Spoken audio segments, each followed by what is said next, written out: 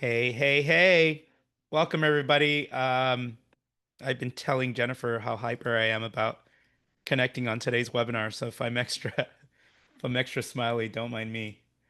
Um, Welcome everyone. Good afternoon. I'm excited to kick things off today with one of my favorite topics, or what I'm respecting as one of my favorite topics, and that's operations. Most people think that real estate success comes down to lead generation or our marketing, but what separates top teams from everyone else is really what happens after the contract is signed or after a contract is signed. I think that's where the real work and the real money is made if you're able to create a process so seamless that it spits out, more repeat and referral business for you. So today, our goal is to pull back the curtain on what high performing teams do. And our guest is perfectly suited to teach us some strategies and tactics. What do they do differently when it comes to systems? What do they do differently when it comes to communication? And what do they do differently when it comes to scaling their operations? That's our goal over the next 40 to 45 minutes. For those of you who don't know me, bear with me for 1 second here. Let me move my panel. For those of you who don't know me, I'm Ricardo Bueno. I'm a technologist, I'm a marketing nerd, and I'm a proud brand ambassador here at Paperless Pipeline. I spent the last 12 years helping agents, brokers, and basically teams all over the country streamline their systems and hopefully, build a business that actually feels more human, not more complicated. Um, a buddy of mine says Ricardo has doesn't have ADHD, he has ADD. I'm on a relentless pursuit to automate, delegate, and delete so that your business should work more seamlessly. Everything should be simpler, not more complicated, not more chaos. So I've seen every kind of chaos, especially in my time running events.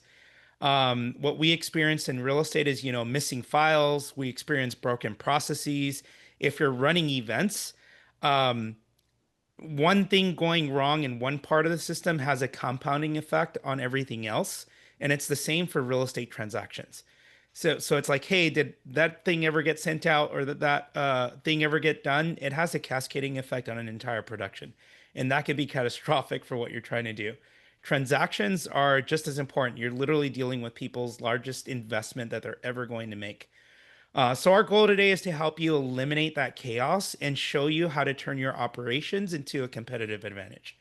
A couple of housekeeping items for those of you that are wondering before we dive in. But yes, this is being recorded. So if you've got to step away, if you're hopping in late, don't worry, you're going to get the replay. You'll get an email from us within the next 24, 48 hours, and we'll send you a link to the replay with any additional notes and downloads. If you've got questions, yes, drop them in the Zoom Q&A panel. I'm joined today by my colleague Lauren at Paperless Pipeline. She's amazing. And Jennifer, if you have questions, we'll go through and get to them as best we can. So just drop them in there. And then stay tuned to the end. We got some special webinar offers for you. So what are we going to cover in the next 45 minutes? You're going to learn where teams lose time and trust and how to design systems that actually scale, when to outsource versus hire in-house, and what, some of the nuances and differences there. And then the tools and checklists that you can implement today immediately to have a better impact on your business. Basically, our goal in the next 40 minutes to an hour or so is to help you turn that chaos in your business and in your transaction flow into calm, and hopefully give you a playbook for growing without burning out. So I wanted to start with this slide here, and then I'll introduce our guest. But I want to start with this slide here because this is at the heart of today's session. I think agents often celebrate when the contract is signed, like, yay, got a new contract. But the real work starts here.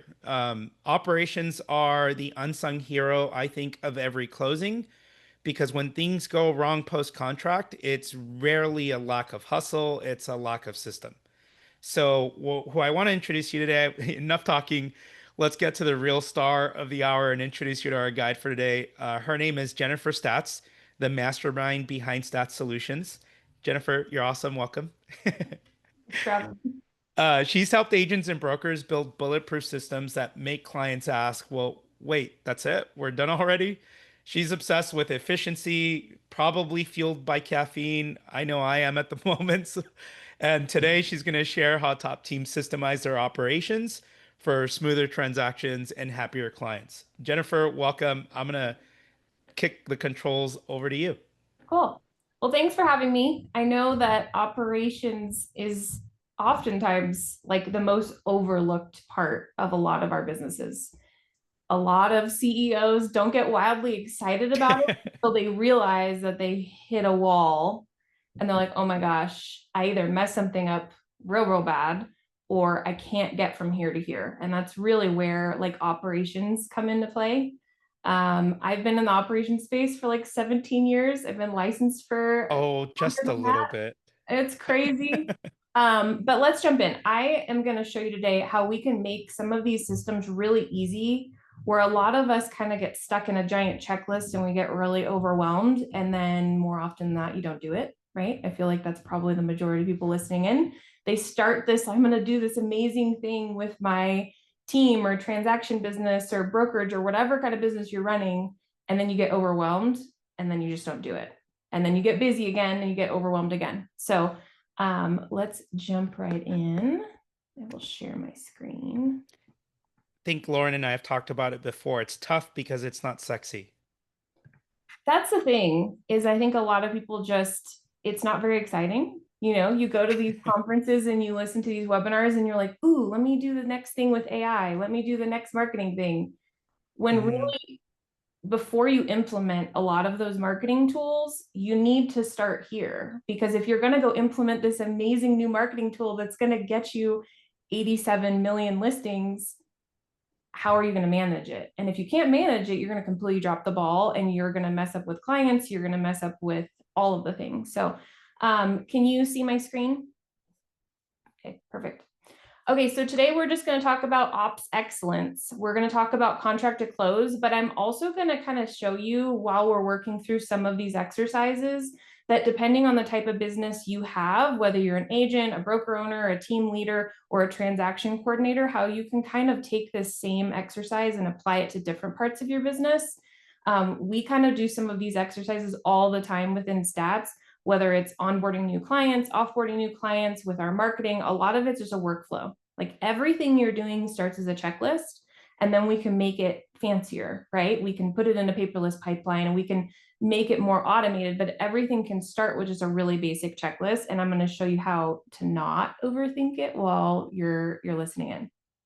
So we're going to talk about why operations matter as you scale, kind of how we talked about before. Many of you are probably going into business planning. I'm hoping we're getting ready to do that towards the end of the year, if not the beginning of the year. If you're not planning on doing that, I'm going to tell you you need to do that.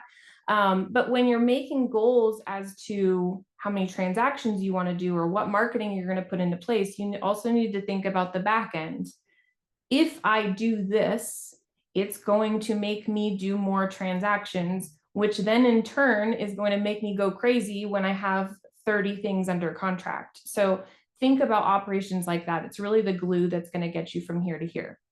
The contract to close process. So what it is, and then common pain points. Hopefully everyone on the call knows what a contract to close process is, but we're going to kind of touch on what that is and how we can make it really amazing for your clients. Hidden bottlenecks and cost of doing nothing. I would say about 99% of people that are listening in, you are the bottleneck. You probably are the problem. Like, let's all be real here and get realistic with who the problem is. We're going to talk about a framework for scalable back office operations. We're going to talk a little bit about not just contract to close in the contract process, but also how you can kind of streamline some other things within your company. And the biggest thing right here is when to outsource versus keep in-house. We're going to touch on that. I'm really passionate about when to bring in-house, when to outsource. I do both. And we're going to talk about practical tools and checklists you can implement now. So I want you to be able to leave this call today with some things that you can implement in your business.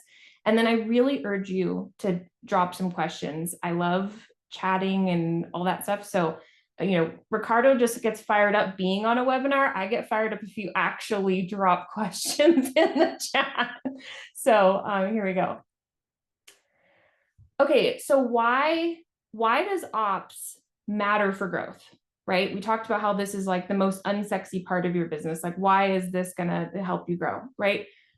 More transactions is going to equal a more complex system, right? It's going to be more stuff on your list, regardless of if you're adding extra things. And I'm going to show you today how we can add some of those fancy, shiny objects into your system by having a more streamlined checklist.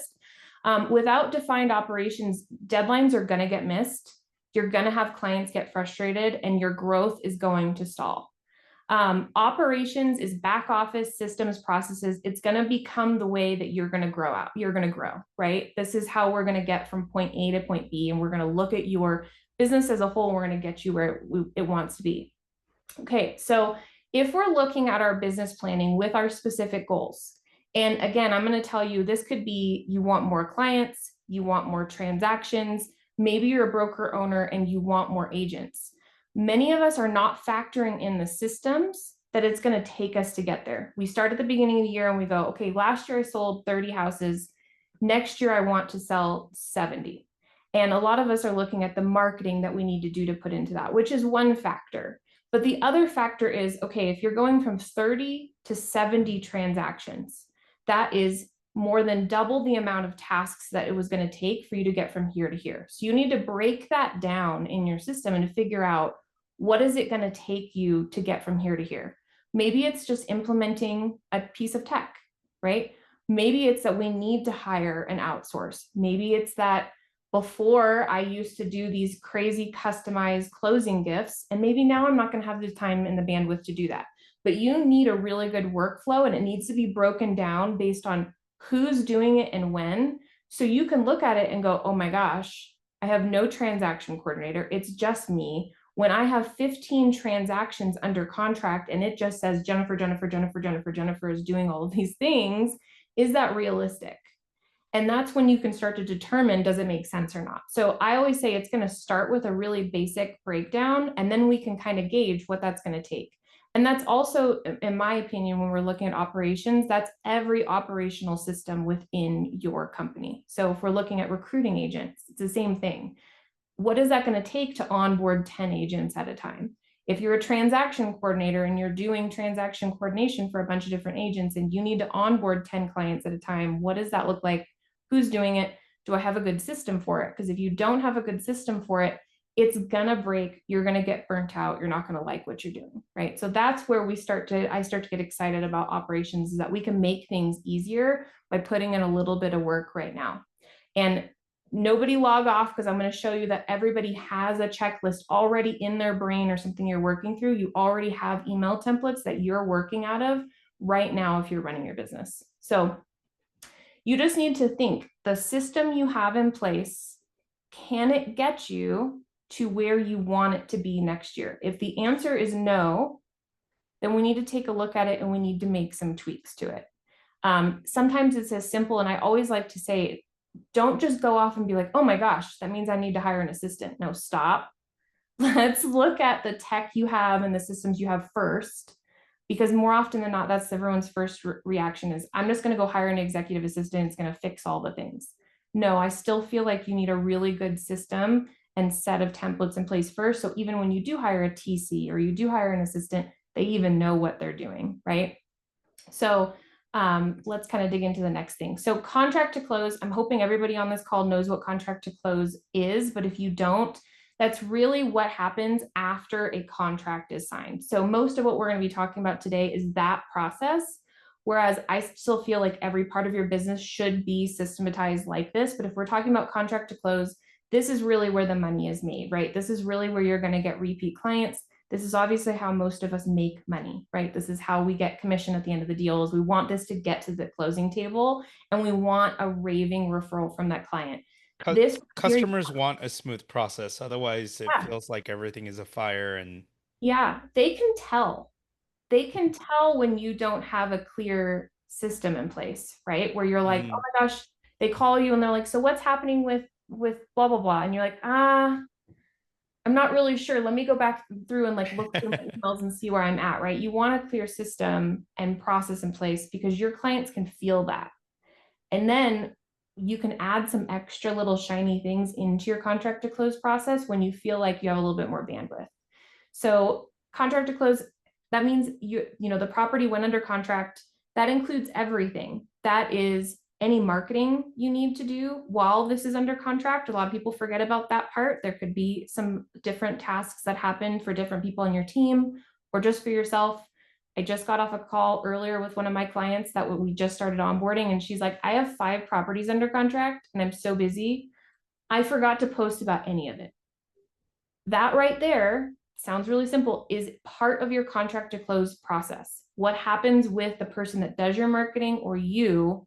Are they posting on social media? Did we change the status anywhere, right? That's inspections and contingencies. That seems like a no-brainer, but all of that needs to be built into whatever checklist you have and whatever you're building out. That's lender and process coordination, that's closing prep, and that's post-close follow-up. Most often, people are forgetting in this process as we're drafting it out what happens after it closes. That's where most of you are going to get repeat clients, is after it closes. Did we ask for review? Did we send out a gift? Did you go into follow-up boss and mark them as closed? Did you add an action plan? Like, there's all these things that we always overlook. And I often see that people are forgetting to make this part of their contract to close plan because they're like, oh, well, I'll just automatically do it. I'm telling you right now, very often with a lot of our operations clients, we'll get to around now, they say, hey, Jennifer, I want to send out a Christmas card. Amazing. Sounds really easy, right? If it's not part of your contract to close process that someone goes or you go, I'm not always saying it has to be someone else. If someone isn't going into follow-up boss and marking them as closed and updating their address, Christmas cards are like 1,000 times more difficult. So you need to think about, when you're drafting your entire plan, what do you want to happen in all of the tech stack that you have? What needs to happen with this customer journey? What needs to happen with your information? Does tags need to be added or whatever? And I know I'm overcomplicating it right now, but I'll show you how to just make it real simple.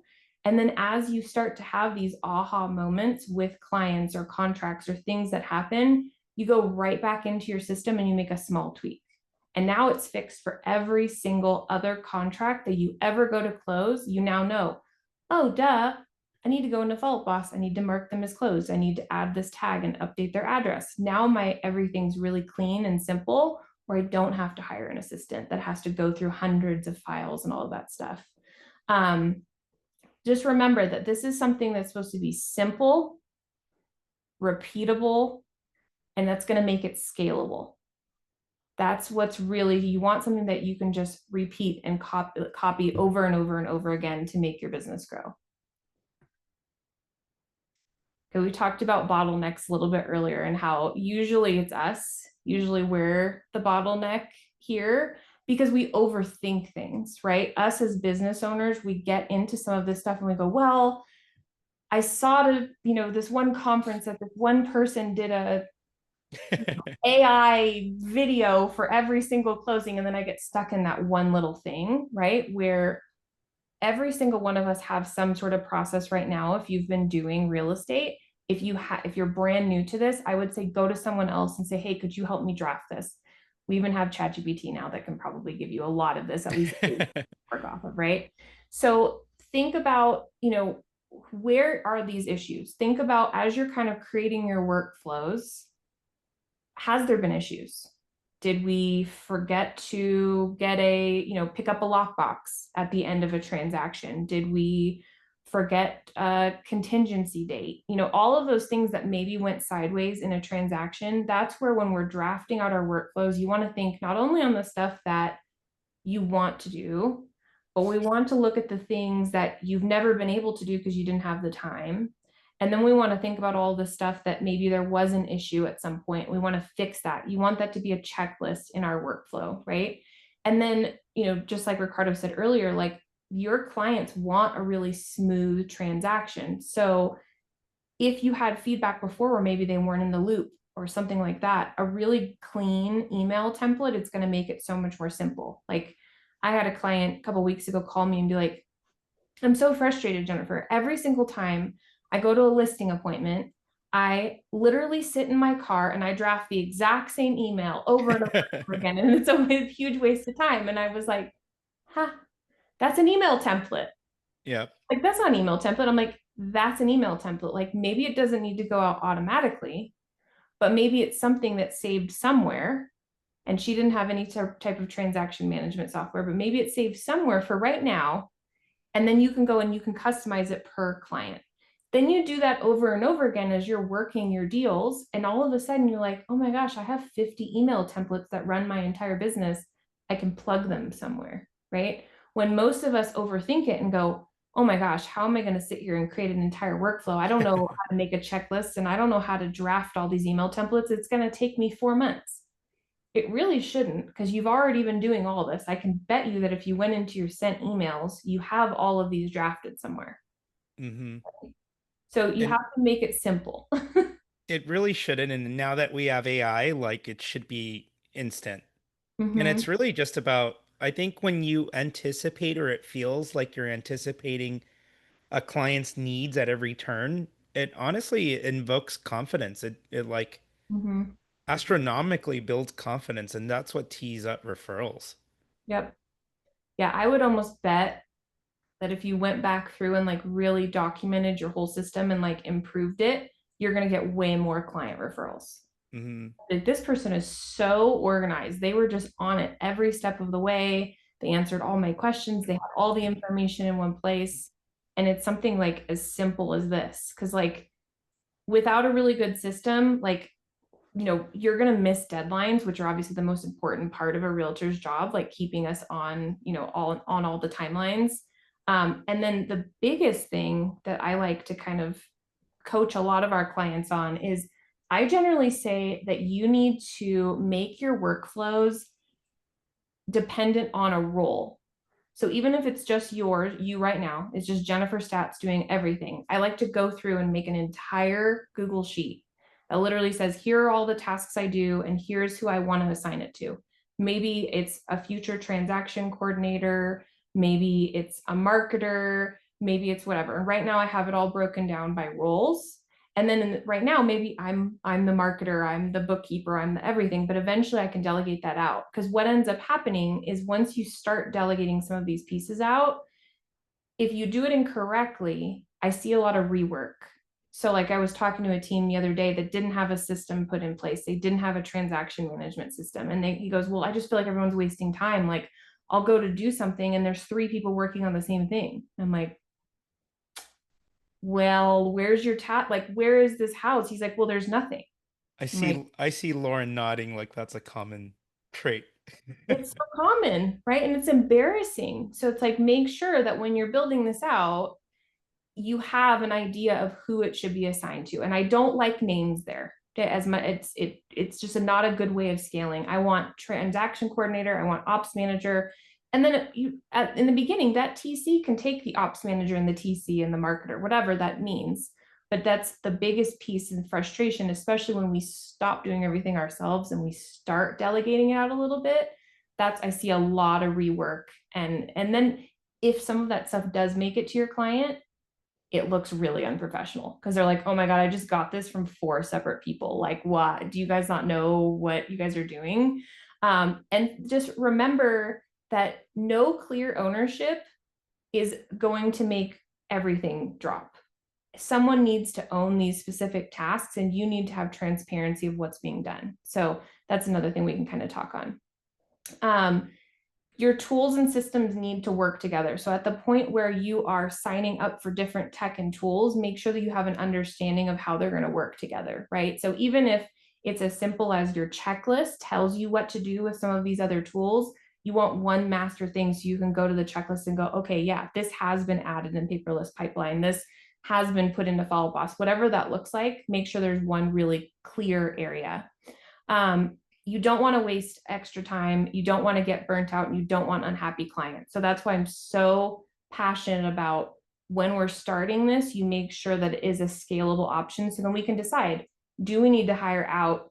Do I need more time in the day? What do I need to do? And there's a lot of other ways that we can work through, like where your time spent in the day, but we won't spend time on that today. Okay, so the biggest thing I think with our contract to close process, because like I said before, a lot of people instantly just say, oh my gosh, Jennifer, my business is growing. I need to hire an executive assistant, or I need to hire a VA. And I'm going to stop you right there and say, wait, I have a whole bunch of questions for you first before we do anything like that, right? I want to make sure that everything is systematized. You have a good checklist. I want to make sure that you have a really clear transaction management system if that's what they're going to be doing for you. That way they can work within that and you can properly manage that and things don't get lost somewhere. So when do we do it ourselves? When do we keep it in-house? And when is the best time to outsource? I always recommend that we start with the tech, we automate as much as we can, right? And then we start looking at maybe we're going to delegate some little specific tools. And if you have a really clear checklist, you can start with those roles we talked about earlier. You can start to spot, okay, where would I get the most of my time back, right? Maybe I just need a marketer for it now. Maybe I do want to hire a TC. Maybe it is a full-blown executive assistant, but you need to work through that first. So having a documented system is going to make that 1,000 times easier to do. Whether you are doing it yourself, you're automating, or you're outsourcing, you want a documented system first. And then since we're talking about contract to close, my first hire I always recommend is a TC. And I always recommend your first hire outsourcing your transaction coordination, right? There's many TCs that'll work in your system. They'll get paid at close. So your overhead's not super high. You want to hire someone that has experience and will work in how you want them to work. And then we can start talking about outsourcing some of these things, because a lot of us with seasonality, you really want to think about it. If I am in a market that 4 months out of the year, I don't close deals, how are you going to pay a salaried person that's in-house, right? It's probably easier to start with someone that we're contracting with and gets paid at close. But then after a certain period of time, right, if we're growing our business, you're going to be closing enough deals that it makes more sense financially to bring someone in-house. But the main thing that I want you to think about, if any of you guys are thinking about bringing a transaction coordinator in-house, is you want to make sure that, again, everything is really, really detailed and all of those systems are written down, because in my experience, transaction coordinators are one of the highest turnover positions that we have on real estate teams. And it causes a lot of pain when they leave, right? They've got everything under contract. But if you have a really good transaction management system, then someone else can pick up right where they left off. If they don't, that can be much more painful. So really just think about that. Creates a lot more rework again. Exactly. So if you have a good system where there's Mhm. you can tell exactly what happened, someone else can come in there and possibly pick up the transaction. If you don't, Pick up where you left off. Oh, it's a lot harder. It's a lot harder for sure. So, and then obviously this is going to help you scale. Delegating some of this stuff out will eventually help you scale. I just want you to make good decisions before you do that. Okay, so here's where I'm going to kind of tell you that this is something that you can implement today. You could go back to your desk, spend an hour, and I'm telling you right now that you can accomplish a really solid workflow. And I'm even going to give you some tips on how you can make some like SOPs along with it. And it's going to be really simple, so don't feel overwhelmed. So document your current processes.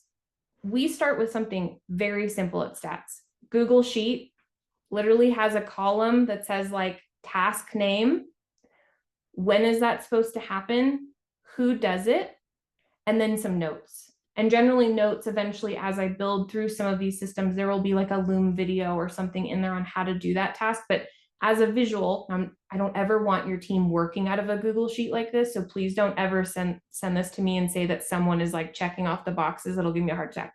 But this is the very first part of it. We document it here because this can be migrated into anything, right? It can be migrated into transaction management, wherever you want it to live, but it's a nice visual thing, especially with a lot of our CEOs being like type A realtors. It's a nice visual thing that they can see it. So start writing all that down. What do I do in a transaction, right? And again, ChatGPT can probably help you, but if you want to just start writing it down, what are all the things that I want to happen? I put them in a follow-up box. I send out a welcome email. I do this. My contingency looks like that. At the end, I send out a closing gift. I ask for a review. Now you look at it. Now I can bet you, now go back through in the notes section. Most of those things where you're saying I send out a welcome email, I send out a review request, blah, blah, those are all email templates. Go in your sent emails, copy paste the most recent email that you sent for that exact thing. Now you're starting to build your email templates. Then if there's something that like is a little more techy, right? Maybe you're thinking you're going to hire a TC and maybe you have to go into a specific thing and do a thing. Use something like Loom. If anyone hasn't heard of Loom yet, it's just like a little Google tool that's going to screen record what you're doing real quick. Screen record whatever you're working on, put the Loom link right there. Now, I'm telling you, within an hour, you can have a really well documented process that we're going to build on later. So don't feel like this has to be absolutely perfect. But now you can start building what your contract to close looks like now, and then we can start making it prettier and polished in the future. And like I spoke about earlier, I want your tasks need to be assigned by role, not by person. There's a lot of rework there when we have to go back through and say, well, Jennifer left the company and now I need to go back on every SOP. I need to go back through every policies and procedures manual and literally highlight her name out and put the new person, go send this to the transaction coordinator or send this to the director, blah, blah, whatever that looks like, put it there. Again, it's going to sound funny if it's just you today, but just plan for where you want to be, not where you're at right now. And then what we're going to do is this is going to be something that you can replicate over and over and over again. So just think about that, right? What is going to apply for every transaction? If you have individualized transactions, meaning like we've had clients that are like, oh, well, I offer 2 different types of listings. One is my standard. The other one is one where we help with all the construction. Make 2 separate workflows and make one your construction workflow, make one the other one. That way you can just keep replicating it over and over again, okay?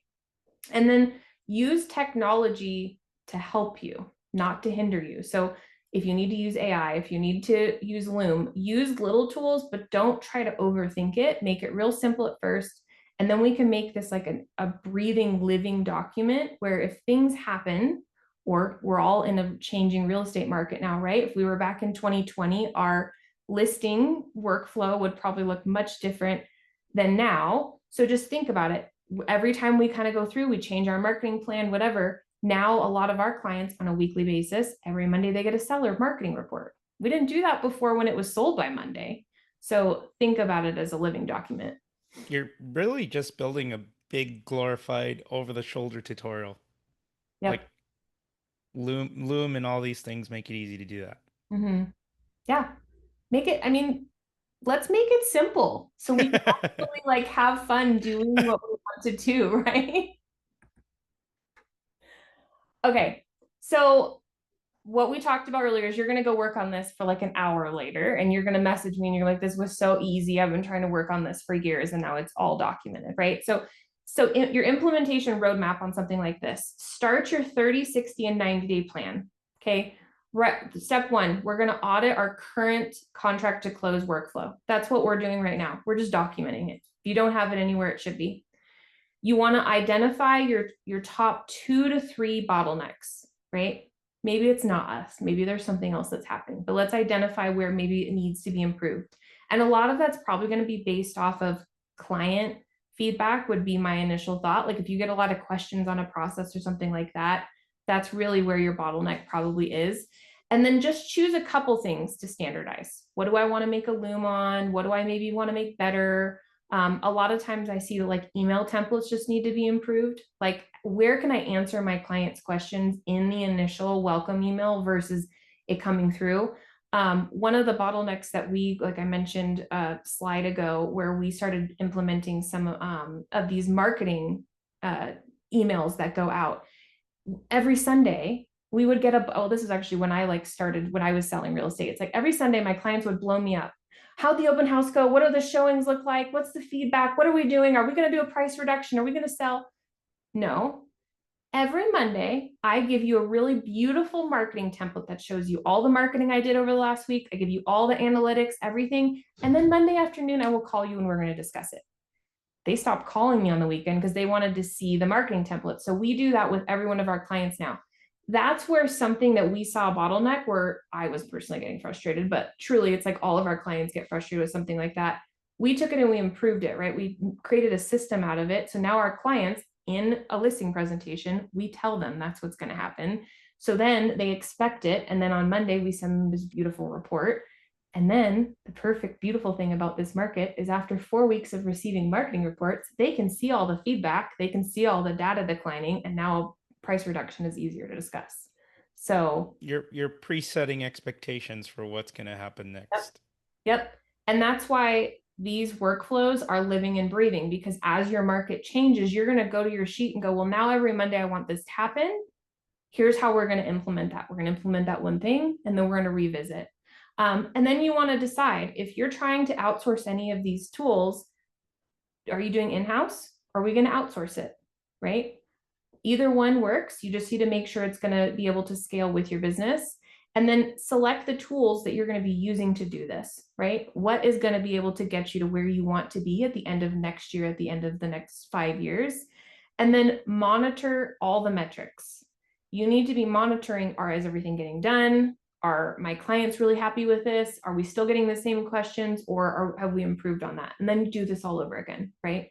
So hopefully that was helpful. Do we have any questions that came up or anything like that? Lauren, I felt like you were nodding along a couple of steps of the way.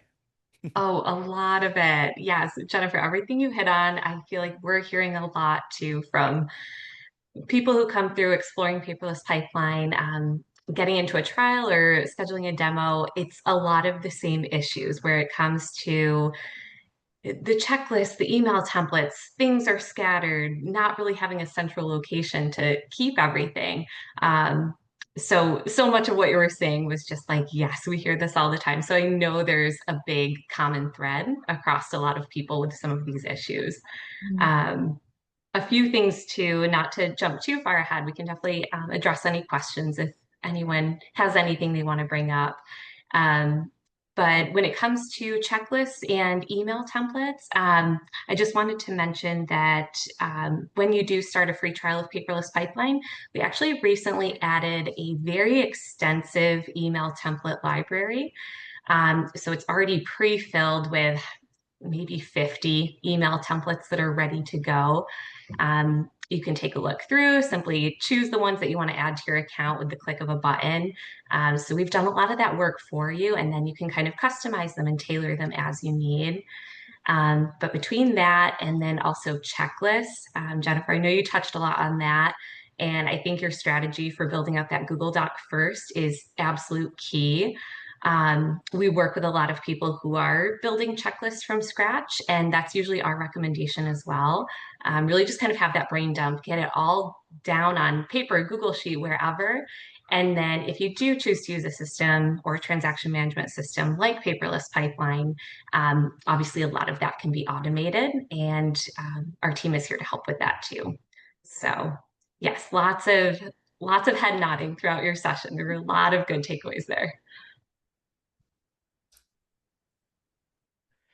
I said I'm over here trying to unmute myself. But yeah, every strong operation runs on a tech stack that talks to each other. From CRM to transaction management, whatever else you're using for like your communication tools. The less double entry, the better. And then always have a sort of source of all truth. I'm an SOP guy. I like to create, and I'm not a realtor, I'm a technologist, but I have a marketing assistant. She's my virtual VA. I create SOPs for everything that I want done, for everything that's a repeatable process, and I use Loom videos to do that over the shoulder tutorial. Here's why we do this way. Here's why it's important to get it done, or here's why it's important to the business. Here's how we currently do it. And if you ever recommend a way to do it better, like by all means, I'm all ears. But have a way to document that stuff. The goal is simple, really. It's just clarity. If you're the agent listening to this, that for you it's also compliance. And then it's collaboration. For me, I do events for a living and there's lots of moving pieces. So collaboration across your team and stakeholders for me is important. For you, you're an agent, and there's a million different moving pieces in a transaction that honestly feels really freaking overwhelming when you wear not just the hat of agent and therapist and marketer and all of the things, right? So that's exactly what Paperless Pipeline was built for. As Lauren was saying, it's going to centralize your files, it's going to centralize your checklist, and it's going to centralize your communication so that it reduces hopefully your admin burden, right? That's what we're trying to get rid of, and it creates visibility across every transaction.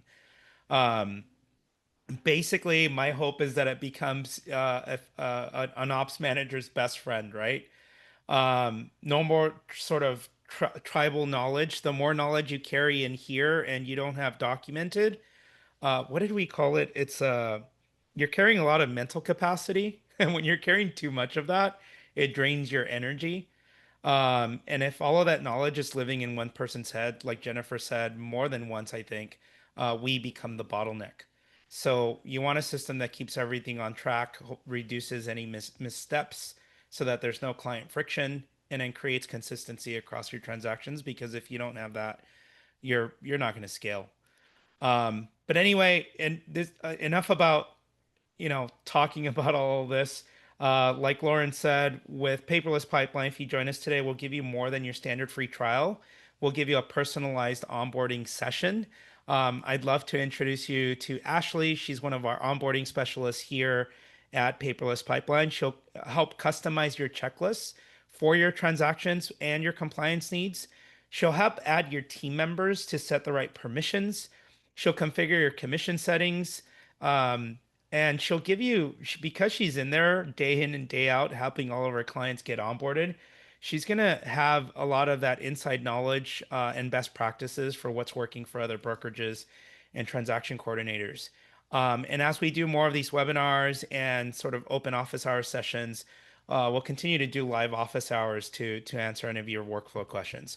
Pricing is simple, but because I know everyone's sort of secretly wondering, okay, Ricardo, get to the point. How much does this thing cost? There's no hidden like $10,000 mastermind fee. But wait, there's more. Here's what we have. Pricing is really simple. You only pay based on the number of new transactions that you close every month. Lauren, if I'm fumbling this, please correct me. But unlimited users, no annual contract. You can change plans anytime, and we'll give you a white glove onboarding session to get you up and running in less than 2 weeks. To get started, you can just go to the link that I'll drop for you or scan the QR code. If you're nodding along thinking, yes, I needed this yesterday, well, here's how you get started. Just go through the checkout page, enter your details, and you'll get a standard 14-day free trial. If you want to email me and get an extra week added to it, no problem. We'll get you set up and running. Awesome. Jennifer, you're amazing, as always. Thanks for having me. Yeah, you guys are great. If anyone has any questions, just holler. And then Jennifer, you have some downloads that we'll give to the group. Yeah, do you want me to share that right now or you can email it out? Both. Go ahead and share it up, and then I'll also email it out. So here is one of our playbooks. I thought this one specifically, we release new playbooks every single month, but this one is about workflows that scale. So it's really going to show you step by step how we do it at Staats. And that's for every part of your process. So that could be pre-list, that could be contract to close.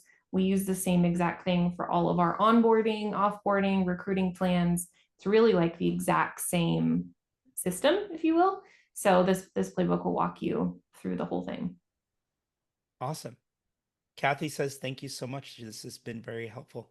Awesome. All right, y'all. Have a great Tuesday. Have a great Halloween. And let's answer a quick question here before I let you guys go. If you're working on different client files, are you able to communicate with them in paperless, or will they also have access to the transaction? Yeah, I can jump in for this one. So by design, Paperless Pipeline is more of a back office system. So we don't have a way for clients to log in, but the system is designed so that you can communicate directly out of the system and keep your clients informed and in the loop and up to date, all of that good stuff. A lot of that happens through those email templates.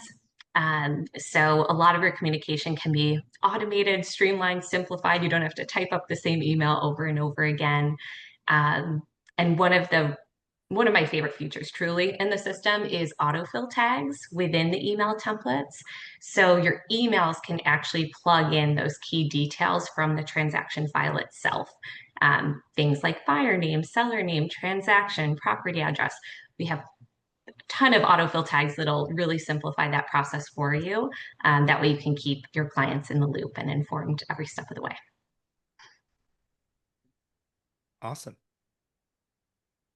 Well, thank you everybody for joining. Jennifer, appreciate you as always. Lauren, I'll catch you soon. All right. Thanks, Bye, everyone. everyone.